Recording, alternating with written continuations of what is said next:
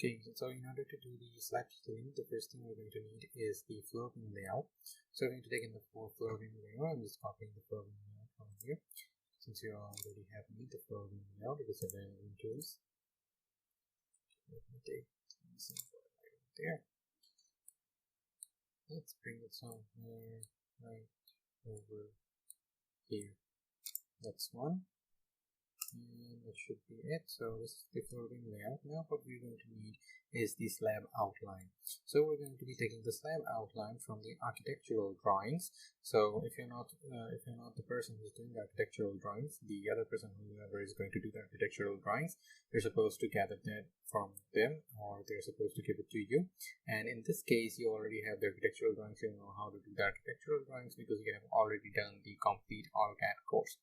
So since we have done the slab layout in our complete AutoCAD course, I'm just going to come over here and copy it out from there.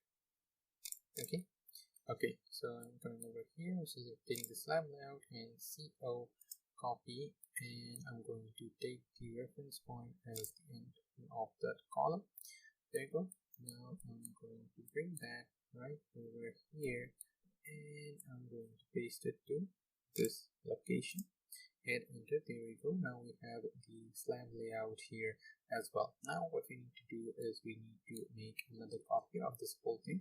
So I'm just going to do copy. There we go, copy, and then from here I'm going to take another. Now the reason for taking two layouts right over here is because the slab reinforcement is usually placed in both directions, in the long direction, also the short direction.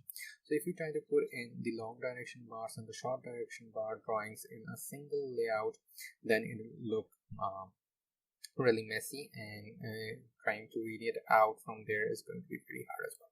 So here we're going to provide one direction, and in this we're going to provide another direction. One will be the long direction, one will be the short direction bars for the slab detailing. Okay, so that is it for this video. I'll see you in the next one.